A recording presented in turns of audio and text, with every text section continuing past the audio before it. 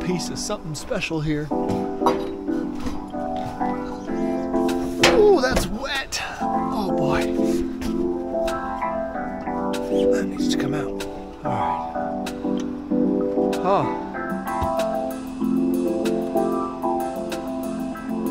Well, that's kind of pretty. All right. Okay, so got a new task. Gonna close this thing up right here. Gonna cover up this big ugly bolt, put some soffit on so it doesn't look ugly. That's the job. This is my wood trim. I'm gonna use it to cover this thing, include the bolt. Gotta let out the back of it so I can come all the way to the ceiling, and then I'm gonna put a piece of Hardie on the back.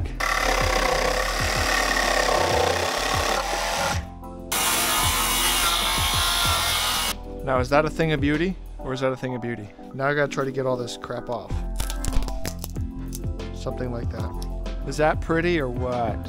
Just look at that. Look at that finished carpentry work.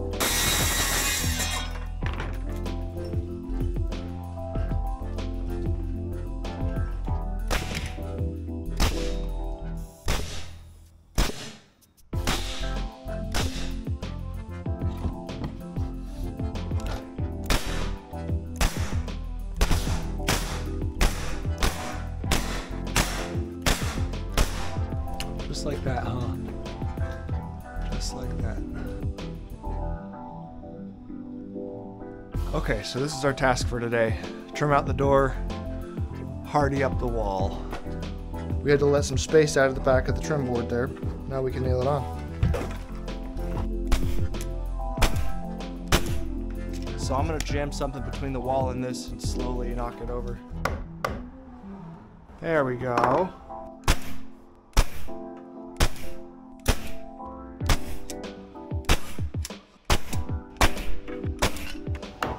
There's a 1/2 inch right there. Shoot it. All right, got it on. It's kind of a pain, but it's on now. All right, so we're all gonna learn today about how to install big ugly sheet good materials on a big ugly sheet good house. The house itself is pretty, but not necessarily straight.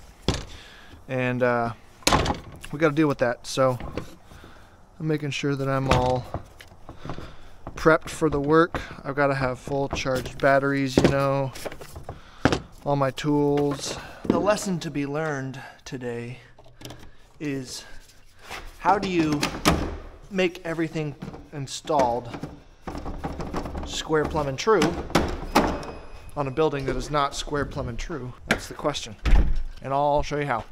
We're coming off of the Z-metal on the bottom. We're going to break at the 4-foot marks. These are 4-foot panels. We're gonna do more Z-metal, okay? And then we're gonna go up. We're gonna break above the window. We're gonna split down the middle. There's gonna be two big curved pieces and then some angled pieces to do the top. Pieces on the side should be fairly easy because they're lightweight. And then we're gonna break on the sides of the window with metal there, and in the middle to match the middle line. So those will be easy pieces. These will be easy pieces. The curved pieces will be tricky. Top pieces sort of tricky. Let's just go ahead and start over here. So what we're dealing with is we're going to make a rectangle for this piece right here, and we have a wire coming out the wall here. So we got one penetration in the middle, so we're going to need some points for that, and we're going to need dimensions for this. So what's the first thing I'm going to do here is I'm going to check. I'm going to never make any assumptions when you're putting something on a wall, right? So I know that I want this to be level because we're installing our sheet lines level. So that's easy. I want a factory, or not factory, but I know my theoretical line here is level. So what I'm going to want to do actually is I'm going to want to carry across the basically theoretical top of sheet line. This metal is about a 1/16 thick. So I'm going to bump up into that. I'm going to level out, and I'm going to try to, I got this trim in my way, but I'm going to try to get approximately visually level here. And it's going to be sort of tricky that far away.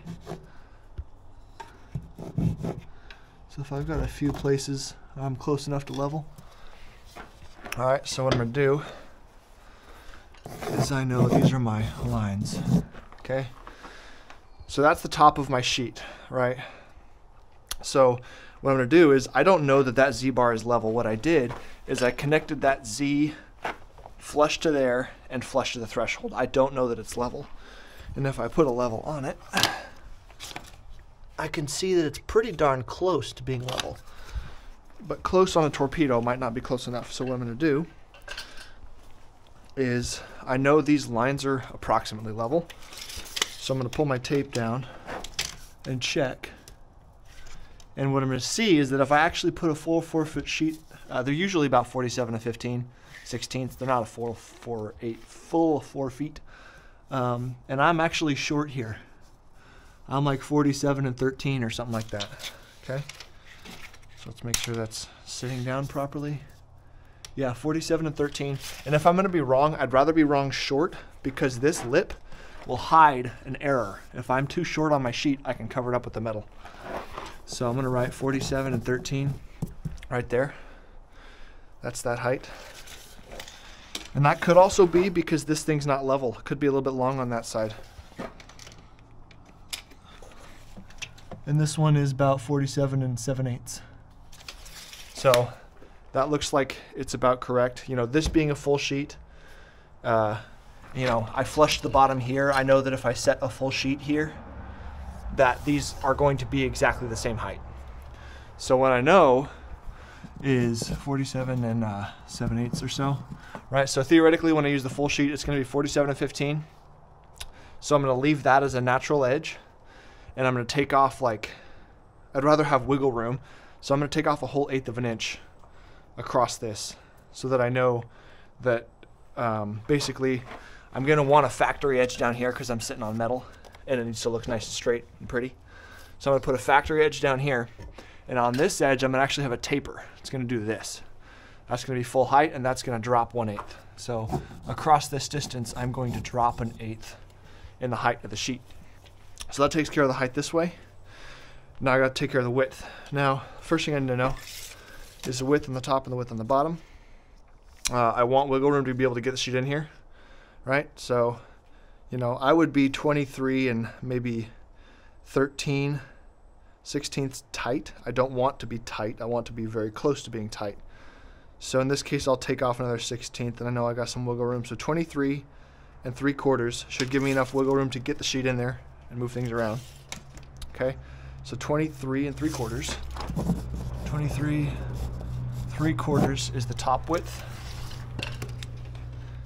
23, see, it's different. We're not making perfect rectangles here. 23 and 5/8 would be tight, so we'll go a 9. 23 and 9/16. 23 and 9 is the bottom width. Now, here's the other thing. I cannot necessarily assume that these sides are perpendicular to these sides. First of all, because these, the top and the bottom, are no longer parallel, because I'm tilting one. So now I got to start to ask myself, where's my square corner? Do I even have a square corner? And the way I'm going to do that is I'm going to put the level on the wall, and I'm going to get it level, draw a line, basically as close to the bottom and the top as I can. This is close enough. I might extend it a little bit up higher, actually. Level line. All right, I'm going to write P for plumb. That's a plumb line. That's what that is. And then what I'm going to do is I'm going to check from my plumb line to here and my plumb line to there. Is this wall out of plumb? And I also have to make sure that, like, this sheet's nailed off, and it is. Because if it's loose, then I'm going to get weird numbers. And it looks fine. And also, usually where the sheet's not nailed, it typically tends to come out a little bit farther. Okay, so I got 13 and 1/8. And down here, I've got 13, okay? So from there to there, from plumb, I lost 1/8 of an inch. I got narrower. So that would tell me that the top is actually leaning out a little bit. I'm gonna have a wider top than bottom here. And if I check my trim, the trim reveal was kept even with the jamb, and if the jamb was installed actually plumb like it should have been, this should also be exactly plumb, which should give me the same measurement from here to here on my plumb line. So 10 and 5/8, 10 and just a touch over 5/8. So this is plumb, I know that's good. And if this is plumb, that's level, that's not level, then I know this is a 90-degree corner right here. So what that tells me is when I'm cutting my sheet out, I don't care about factory on the sides because that's getting caulked either way. So I know that that's factory on the bottom. So what I'd prefer to do here is, instead of putting factory on the bottom, I'm gonna make that non-factory. I'm just gonna be very, very careful and make that a super straight cut. And then I'm gonna put my factory here and here, because the factories are automatically 90 degrees, and that saves me time marking the sheet out. Instead of having to do like a bunch of funky lines and more cut time, that's a pain in the butt. So we're gonna do level and plumb is a 90-degree corner. And then from there, I'm gonna adjust my sheet. So typically, whenever you do this like check for plumb thing, the deviation from this should match the deviation in your width. But I'm less concerned about that. So the next thing is I need to grab a piece of junk, make it smaller. This smooth is really nice for writing on. I knew that's my factory, right? So I'm gonna draw out my sheet. There's a 90-degree corner on the top, and this was 23 3/4. The bottom was 23.9, and the right side was full height. The left side was gonna be 47 13. So that's the sheet that I want. It needs to go here. Now I'm missing my wire. I need to locate my wire. But now, because when I pull all these numbers, I need to think about where I'm marking this out on the sheet. And basically I know that the top and the left edges are gonna be like factory. So I'm gonna pull numbers from those. So I'm going to rely on those edges staying where they are to get my location of this wire. So I know that this edge is a factory, that edge is factory. So that's where I'm gonna get my coordinates for this thing, okay? And I know if I bump tight against this, the wire it can wiggle around. So it's about 12 5/8, but I know that my sheet's actually gonna have an edge like a 16th off of there. So I'm gonna adjust over a 16th, right? So 12 9 is approximately the horizontal location. So I'm gonna do is I'm gonna make a center mark here. I'm gonna say over 12 9, and I'm gonna say down. Now let's center it 30 1/4, okay? 30 1/4 down. You know, I'll put this here. This is my sheet. It's 23 3/4. But I'm obviously cutting this out of a not full height sheet.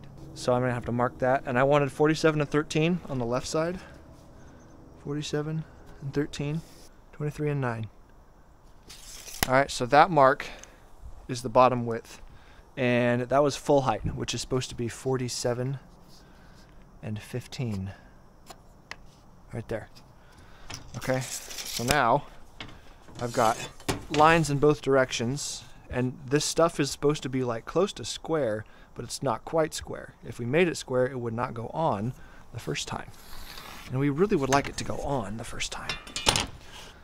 So I'll line up with that's pretty close. And if you're gonna have error, it's always best to have the error being short, because your sheet will go on. And especially if they're all caulking joints.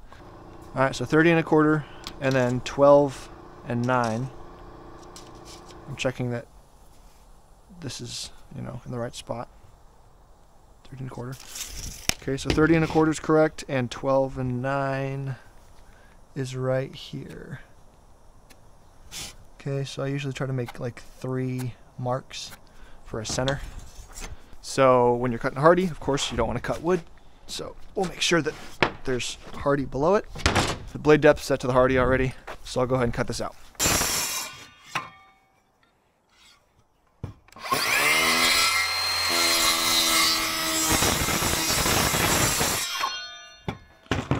Alright, so my sheet's cut out. Get the dust off. I need to cut that hole, especially on these cool mornings.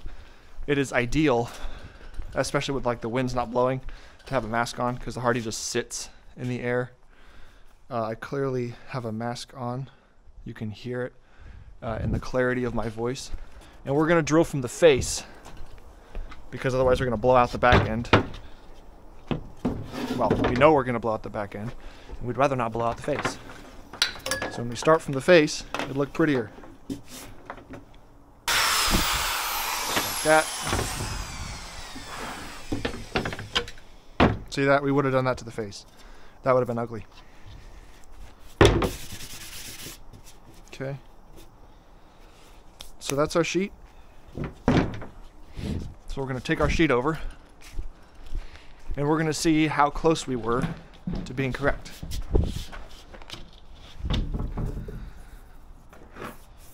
Okay, so we'll get close, put the wire through the hole.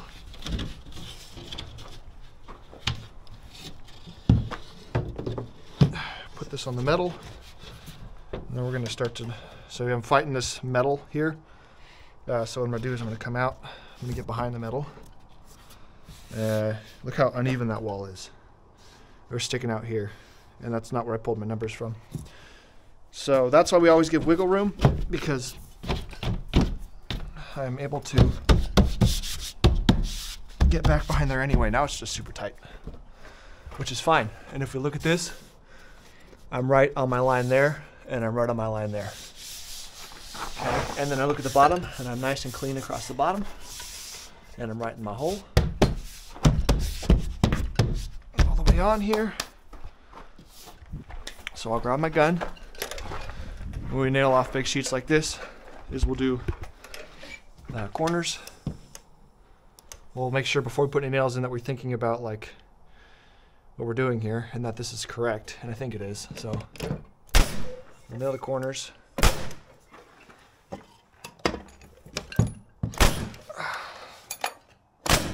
Okay, and then we're trying to find a usually 16 layout, and I'm just going to pull this nail line across so it at least looks consistent-ish, you know.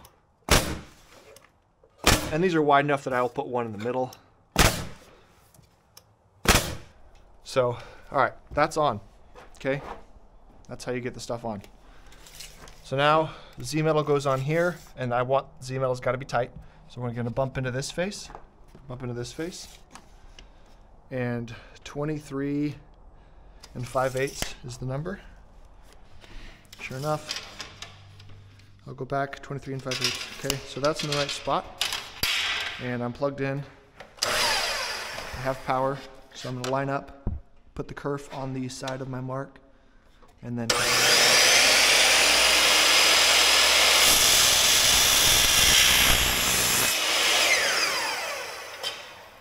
safest way to cut when you're using a saw like this and you don't have safety glasses on is just close your eyes, because then you can't get crap in your eyes. Don't do that at home. That is not a recommendation. All right, so this should just go on like that.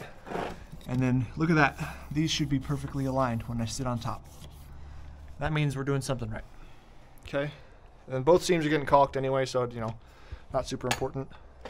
You don't need a ton of nails to hold these on, just enough that it won't fall off, because sometimes you want to adjust them. All right, so second sheet, same trick. We got 2 wires coming out of one hole, house wrap, not done by us. Okay, we'll do the same rules, but this time I need to stand on something. 3/4 on the bottom, 90, 90, and then 23 7/8 on the top, full height, and then the center mark is 9 1/8, and then 8 3/4.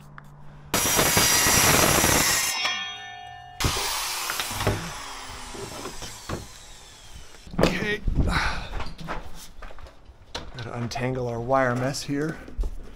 The nice thing about these metal ledges is that you can set the sheets down and not have to hold them quite the same amount. Okay, so I put the wires, and I'm fighting the metal up there, of course.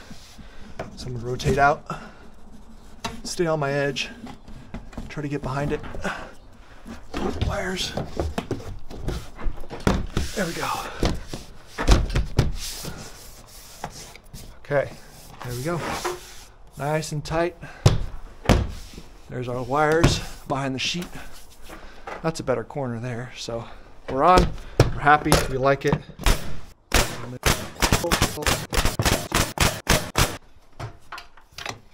Sure enough, boop, goes right in. Shoot it.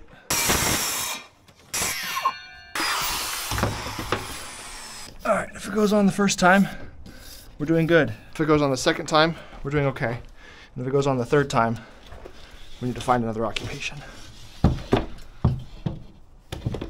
Okay, let's get behind the metal.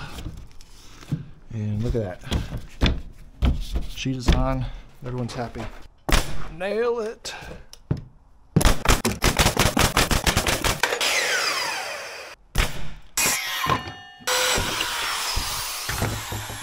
Put the wire in the hole. Oh, it's so close. There we go. There we go.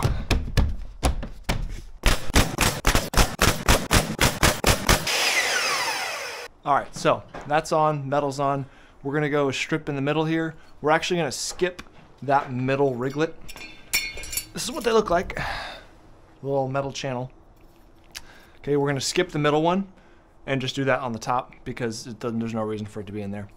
So we'll do one on the side, and we're gonna put that on first because half the battle is getting the sheets to slide into these, and when you come in from two directions, it's a pain. So we're gonna put that piece on, we're gonna slide these onto the end of that, and then the sheets that are rounded are just gonna be pushed up high, and they're gonna slide down the wall straight down into their position and slide into these grooves. So these are gonna go on first. And the inside of that metal is gonna be flush with the outside of the window. So this curved piece is gonna come straight down and fit right into that. Okay, so this is center line from the beam, and that mark is center line pulled from the center of the window, which is centered over the door, and they're in line with each other. So this whole assembly was not framed in the center of the opening, but it was framed in line with the center of the beam for whatever reason.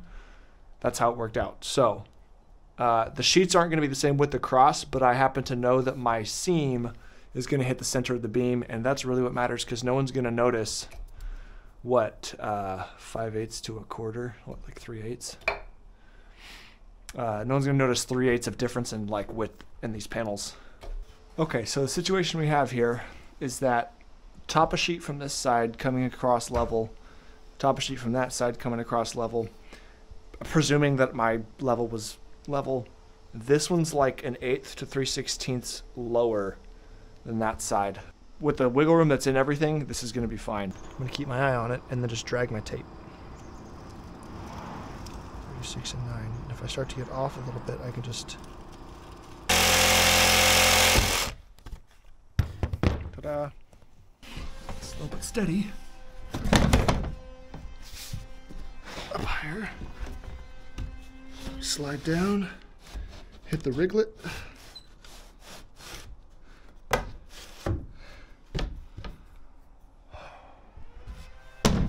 Behind that. Check our line. Oh, look! Just look at that! Oh my goodness. Okay. That's why we just love siding so much.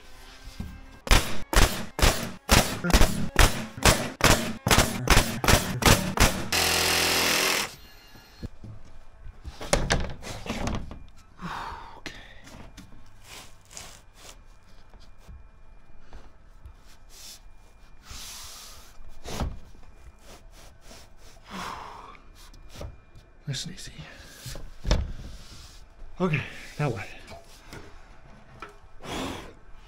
All right, we're on the metal. Looks good. The wall looks good. Yeah, that would have looked way worse if I had left that square.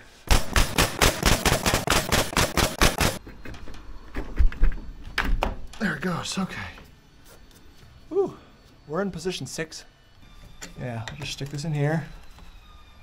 Pry it up to being level. We're close to it, and then shoot it. This one's supposed to go here. That's a good fit. Look at that.